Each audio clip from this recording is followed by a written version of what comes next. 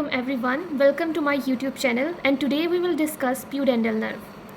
Pudendal nerve सबसे पहले arise होती है from S2, S3 and S4 में से. इसके बाद ये पास करती है थ्रू ग्रेटर शियाटिक फोरामेन से. This is known as greater sciatic foramen.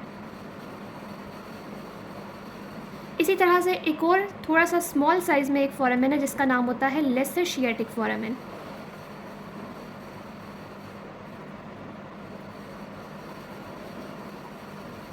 और इनके दरमियान में एक लिगामेंट होता है जिसको हम कहते हैं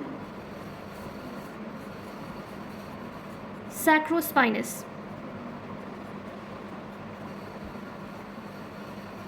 तो इसका कोर्स क्या होता है कि सबसे पहले ये अराइज करेगी फ्रॉम S2, S3, S4 में से.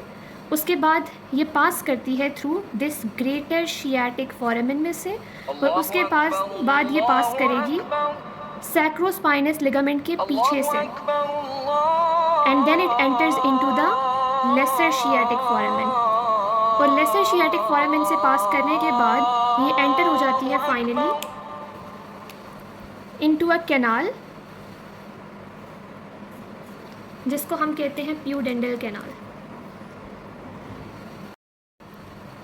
फाइनली ये प्यूडेंडल कैनाल से निकलने के बाद दो ब्रांचेस में डिवाइड होती है और टर्मिनेट हो जाती है. So this was the course of pudendal nerve. अब वो ब्रांचेस कौन सी हैं? सबसे पहले ये एक ब्रांच देती है जिसको हम कहते हैं इंफीरियर रेक्टल नर्व. ये इंफीरियर रेक्टल नर्व सप्लाई करेगी एक्सटर्नल एनल स्फिंक्टर को और साथ में ये सप्लाई करती है, ये इसकी मोटर ब्रांच है, और सेंसरी ब्रांच देती है to the skin of anus. So ये ब्रांच हो गई inferior rectal nerve.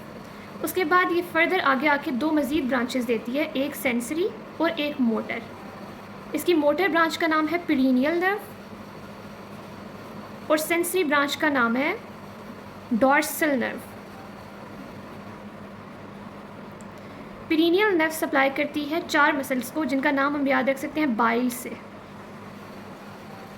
B stands for bulbospongiosus, I stands for ischiocavernosus, L stands for levator ani and E stands for external urethral sphincter.